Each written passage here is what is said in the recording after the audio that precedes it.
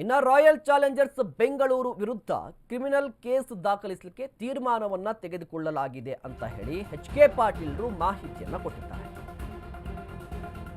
ಬರೋಬ್ಬರಿ 17 ವರ್ಷಗಳ ಬಳಿಕ ಐಪಿಎಲ್ ಚಾಂಪಿಯನ್ ಆಗಿದೆ ಆರ್ಸಿಬಿ. ಸಂಭ್ರಮಾಚರಣೆ ಇರಬೇಕಿತ್ತು, ಬಟ್ ಎಲ್ಲವೂ ಕೂಡ ಸಂಕಷ್ಟ. ಕಾಲ್ ತುಳಿತ ಪ್ರಕರಣಕ್ಕೆ ಸಂಬಂಧಪಟ್ಟಂತೆ ಈಗ ಆರ್ಸಿಬಿ ವಿರುದ್ಧ ಕ್ರಿಮಿನಲ್ ಕೇಸ್ ಅನ್ನ ದಾಖಲು ಮಾಡಲಿಕ್ಕೆ ಸರ್ಕಾರ ನಿರ್ಧಾರವನ್ನ ತೆಗೆದುಕೊಂಡಿದೆ. ಕೇವಲ ಆರ್ಸಿಬಿ ಮಾತ್ರ ಅಲ್ಲ, ಈವೆಂಟ್ ಮ್ಯಾನೇಜ್ಮೆಂಟ್, ಡಿಎನ್ಎ ಅದರ ವಿರುದ್ಧವೂ ಕೂಡ, ಜೊತೆಗೆ ಕರ್ನಾಟಕ ಸ್ಟೇಟ್ ಕ್ರಿಕೆಟ್ ಅಕಾಡೆಮಿ ಕೆಎಸ್ಸಿಯ ವಿರುದ್ಧವೂ ಕೂಡ ಕ್ರಿಮಿನಲ್ ಕೇಸ್ ಹಾಕಲಿಕ್ಕೆ ನಿರ್ಧಾರವನ್ನು ತೆಗೆದುಕೊಳ್ಳಲಾಗಿದೆ. ಕಾಲ್ ತುಳಿತ ಕೇಸ್ ತನಿಖೆಗೆ ಪುನಃ ಕಮಿಟಿಯನ್ನು ರಚನೆ ಮಾಡಿದ್ದೇವೆ. ಕಮಿಟಿ ಈಗಾಗಲೇ ಸರ್ಕಾರಕ್ಕೆ ವರದಿಯನ್ನು ಕೊಟ್ಟಿದೆ. ಅಧಿಕಾರಿಗಳ ವಿರುದ್ಧ ಇಲಾಖೆ ವಿಚಾರಣೆ ನಡೆಸಲು ತೀರ್ಮಾನವನ್ನು ತೆಗೆದುಕೊಳ್ಳಲಾಗಿದೆ. ಸಂಪುಟ ಸಭೆ ನಡೆಯಿತು ಇವತ್ತು. ಕ್ಯಾಬಿನೆಟ್ ಮೀಟಿಂಗ್ನಲ್ಲಿ ಕಾಲ್ ತುಳಿತ ಪ್ರಕರಣಕ್ಕೆ ಸಂಬಂಧಪಟ್ಟಂತೆ ಮತ್ತೆ ಮಾತುಕತೆ ಆಗಿದೆ, ಚರ್ಚೆ ಆಗಿದೆ. ಕ್ಯಾಬಿನೆಟ್ನಲ್ಲಿ ಏನು ನಿರ್ಧಾರ ತೆಗೆದುಕೊಂಡ್ರು ಅನ್ನೋದರ ಬಗ್ಗೆ ಎಚ್.ಕೆ. ಪಾಟೀಲ್ರು ಕಾನೂನು ಸಚಿವರು ಬಂದು ಮಾಹಿತಿಯನ್ನು ಹಂಚಿಕೊಂಡ್ರು. ಸುದ್ದಿಗೋಷ್ಠಿ ನಡೆಸ್ತಾರೆ. ಸಾಮಾನ್ಯವಾಗಿ ಪ್ರತಿ ಗುರುವಾರ ಒಂದು ಕ್ಯಾಬಿನೆಟ್ ನಡೆಯುತ್ತೆ. ಕ್ಯಾಬಿನೆಟ್ ಬಳಿಕ ಎಚ್.ಕೆ. ಪಾಟೀಲ್ರು ಬಂದು ಸುದ್ದಿಗೋಷ್ಠಿ ನಡೆಸ್ತಾರೆ. ಏನೆಲ್ಲ ಆಯಿತು ಕ್ಯಾಬಿನೆಟ್ನಲ್ಲಿ, ಯಾವ ನಿರ್ಧಾರಗಳನ್ನು ತೆಗೆದುಕೊಂಡಿದ್ವಿ ಅನ್ನೋದ್ರ ಬಗ್ಗೆ ಮಾತನಾಡ್ತಾರೆ. ಅದೇ ರೀತಿಯಾಗಿ ಆರ್ಸಿಬಿಗೆ ಸಂಬಂಧಪಟ್ಟಂಥ ಸುದ್ದಿ ಇದು. ಕಾಲ್ ತುಳಿತ ಪ್ರಕರಣ ಸಂಭವಿಸಿತ್ತು.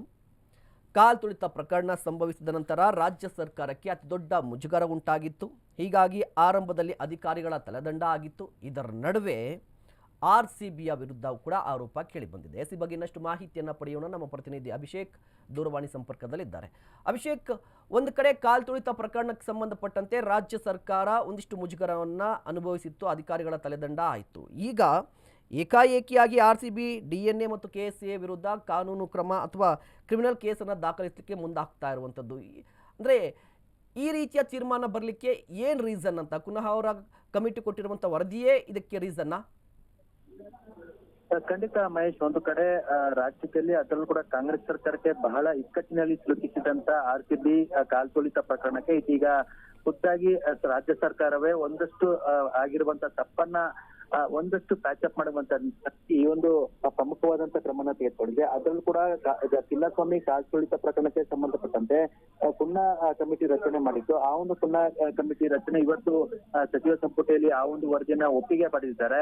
ಅದರ ಪ್ರಕಾರ ಪ್ರಮುಖವಾಗಿ ವರದಿಯಲ್ಲಿ ಇರುವಂತೆ ಕಾನೂನು ಅಡಿಯಲ್ಲಿ ಕ್ರಮ ತೆಗೆದು, ಅಂದ್ರೆ ಖಾಸಗಿ ಸಂಸ್ಥೆಗಳಾದಂತಹ ಆರ್ಸಿಬಿ, ಕೆಎಸ್ಸಿಎ ಮತ್ತು ಡಿಎನ್ಎ ಸಂಸ್ಥೆ ವಿರುದ್ಧ ಕಾನೂನು ಅಡಿಯಲ್ಲಿ ಎಫ್ಐಆರ್ ದಾಖಲಿಸಿ ಒಂದಷ್ಟು ಕಠಿಣ ಕ್ರಮವನ್ನು ತೆಗೆದುಕೊಳ್ಳುವಂತೆ ಒಂದಷ್ಟು ಸಚಿವ ಸಂಪುಟ ನಿರ್ಧಾರ ಮಾಡಿದೆ.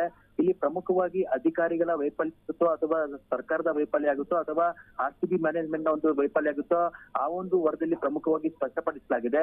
ಆ ಒಂದು ವರದಿಯ ಪ್ರಕಾರವೇ ಇದೀಗ ಕಾನೂನು ಕ್ರಮವನ್ನು ತೆಗೆದುಕೊಳ್ಳೋದಕ್ಕೆ ಸಚಿವ ಸಂಪುಟ ಒಪ್ಪಿಗೆ ಮಾಡಲಿರುವಂತ ಕಾನೂನು ಸಚಿವರಾಗಿರ್ತಕ್ಕಂಥ ಎಚ್.ಕೆ. ಪಾಟೀಲ್ ಕೂಡ ಹೇಳಿರುವಂತದ್ದು.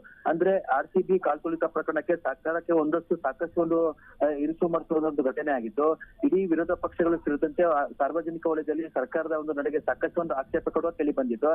ಹೀಗಾಗಿ ಜಸ್ಟಿಸ್ ಕುನ್ನಾ ಅವರ ವರದಿಯಲ್ಲಿ ಸಲ್ಲಿಸಿರ್ತಕ್ಕಂಥ ಏನು ವರದಿಯಲ್ಲಿ ಏನಿದೆ ಆ ಒಂದು ವರದಿಯ ಪ್ರಕಾರ ಇಂದು ಏನು ಪ್ರಮುಖವಾಗಿ ಖಾಸಗಿ ಸಂಸ್ಥೆಗಳು ಮತ್ತು ಅಧಿಕಾರಿಗಳ ವಿರುದ್ಧ ಇಲಾಖಾವಾರು ತನಿಖೆ ನಡೆಸಿ ಯಾರೆಲ್ಲ ತಪ್ಪ ಎಸಗಿದ್ದಾರೆ ಅವರ ವಿರುದ್ಧ ನಿರ್ದಾಕ್ಷಿಣ್ಯ ಕ್ರಮ ತೆಗೆದುಕೊಳ್ಳುವಂತೆ ಒಂದಷ್ಟು ಕಠಿಣವಾದಂತಹ ಕ್ರಮವನ್ನ ಇಂದಿನ ಸಚಿವ ಸಂಪುಟದಲ್ಲಿ ತೆಗೆದುಕೊಂಡಿದ್ದಾರೆ. ಮಹೇಶ್, ಧನ್ಯವಾದ ಅಭಿಷೇಕ್ ತಮ್ಮೆಲ್ಲ ಡೀಟೇಲ್ಸ್ಗಾಗಿ.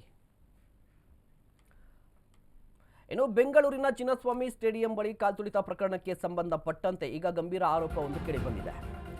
ಬೆಂಗಳೂರಿನಲ್ಲಿ ಚಿನ್ನಸ್ವಾಮಿ ಸ್ಟೇಡಿಯಂ ಬಳಿ ಕಾಲ್ ತುಳಿತ ಪ್ರಕರಣಕ್ಕೆ ಸಂಬಂಧಪಟ್ಟಂತೆ ಕಾಲ್ ತುಳಿತದಲ್ಲಿ ಮೃತಪಟ್ಟಿದ್ದಂಥ ಬಾಲಕಿಯ ಕಿವಿಯೋಲೆ ಕಳ್ಳತನವಾಗಿದೆಯೇ, ಇದರ ಬಗ್ಗೆ ಆರೋಪ ಮಾಡಿದ್ದಾರೆ ಕುಟುಂಬಸ್ಥರು. ದಿವ್ಯಾಂಶಿ ಕಿವಿಯೋಲೆ ಕಳ್ಳತನವಾಗಿದೆಯಂತೆ. ಮರಣೋತ್ತರ ಪರೀಕ್ಷೆಯ ಸಂದರ್ಭದಲ್ಲಿ ಕಳ್ಳತನವಾಗಿದೆ ಅನ್ನೋದು ಈಗ ದಿವ್ಯಾಂಶಿ ಅವರ ಕುಟುಂಬಸ್ಥರು ಮಾಡ್ತಾ ಇರುವಂತ ಆರೋಪ. ಕಂಪ್ಲೇಂಟ್ ಕೂಡ ದಾಖಲಾಗಿದೆ. ಚಿನ್ನಸ್ವಾಮಿ ಸ್ಟೇಡಿಯಂ ಬಳಿ ಕಾಲ್ ತುಳಿತ ಪ್ರಕರಣಕ್ಕೆ ಸಂಬಂಧಪಟ್ಟಂತೆ ದಿವ್ಯಾಂಶಿ, ಗಮನಿಸ್ತಾ ಇದ್ದಾರಲ್ವ, ಯಲಹಂಕ ಮೂಲದವರು, ಇವರು ಕೂಡ ಸಾವನ್ನಪ್ಪಿದ್ರು. ಮರಣೋತ್ತರ ಪರೀಕ್ಷೆ ಆಯಿತು. ಆ ಸಂದರ್ಭದಲ್ಲಿ ಕಿವಿಯೋಲೆ ಕಳ್ಳತನವಾಗಿದೆ ಅನ್ನುವ ಆರೋಪವನ್ನು ಮಾಡಿದ್ದಾರೆ. ದಿವ್ಯಾಂಶಿನ ಒಳಗಡೆ ಕರ್ಕೊಂಡು ಹೋದಾಗ ಬಿಲಾಂಗಿಂಗ್ಸ್ ಎಲ್ಲ ಡಿಂಪಲ್ ಸೊ ಡಿಂಪಲ್ ಮೈ ಮೇಲೆ ಏನಿತ್ತು ನಮ್ಗೆ ಏನು ಗೊತ್ತಿಲ್ಲ. ಆಮೇಲೆ ಡಿಂಪಲ್ನ ಹೊರಗಡೆ ತಗೊಂಡ್ಬಂದಾಗ ನಮಗೆ ಯಾವುದು ಬಿಲಾಂಗಿಂಗ್ಸ್ ನಮ್ಗೆ ಗೊತ್ತಿಲ್ಲ. ಸೊ ಅದಕ್ಕಾಗಿ ನಾನು ಸರ್ ಹತ್ರ ಹೇಳಿದ್ದೆ ಈ ತರ ಆಗಿದೆ. ಬಟ್ ನನಗೆ ಅವಳದು ಇಯರಿಂಗ್ಸ್ ತುಂಬಾ ಅವಳು ಸೆಂಟಿಮೆಂಟ್ ಇಂದ ಹಾಕೊಂತಾ ಇತ್ತು. ಒಂದು ಕಂಟಿನ್ಯೂಸ್ಲಿ ಒಂದು 1.5 year ಇಂದ ಅವ್ರ ಕಿವಿಯಲ್ಲೇ ಇತ್ತು. ಸೊ ಅದು ನನಗೆ ಬೇಕಾಗಿತ್ತು ಅಂತ ನಾನು ಅವರಿಗೆ ಹೇಳಿದ್ದೆ. ಬಟ್ ಅವರು ಇಂಟರ್ನಲ್ಲಿ ತುಂಬಾ ಟ್ರೈ ಮಾಡಿದ್ದಾರೆ, ಅದು ಸಿಗ್ಲಿಲ್ಲ ನನಗೆ, ಇವತ್ತವರೆಗೂ ಇನ್ನೂ ಸಿಗ್ಲಿಲ್ಲ. ಸೊ ಅದಕ್ಕೋಸ್ಕರ ನಾನು ರಿಟರ್ನ್ ಕಂಪ್ಲೇಂಟ್ ಕೊಡ್ಬೇಕು ಅಂತ ಸರ್ ಹೇಳಿದ್ರು. ಸೊ ಹಂಗಾಗಿ ಇವತ್ತು ಬಂದು ನಾನು ರಿಟರ್ನ್ ಕಂಪ್ಲೇಂಟ್ ಕೊಟ್ಟಿದ್ದೆ. ಅವತ್ತು ದಿವ್ಯಾಂಶಿನ ಒಳಗಡೆ ಕರ್ಕೊಂಡು ಹೋದಾಗ ಬಿಲಾಂಗಿಂಗ್ಸ್ ಎಲ್ಲ ಅವರು ಮಾನಸಿಕವಾಗಿ ಡ್ರಾಪ್ ವೆರಿ ಬ್ಯಾಡ್ಲಿ, ಭಾರಿ ಕಷ್ಟದಲ್ಲಿ ನೋಡಿ ಸೈಕಾಲಜಿ. ಅವ್ರಿಗೆ ಒಳ್ಳೆ ಒಂದು ಸಿಕ್ಕರೆ ಸಾಕು ಸರ್, ನನಗೇನು ಚೈನ್ ಏನು ಬೇಡ ಸರ್.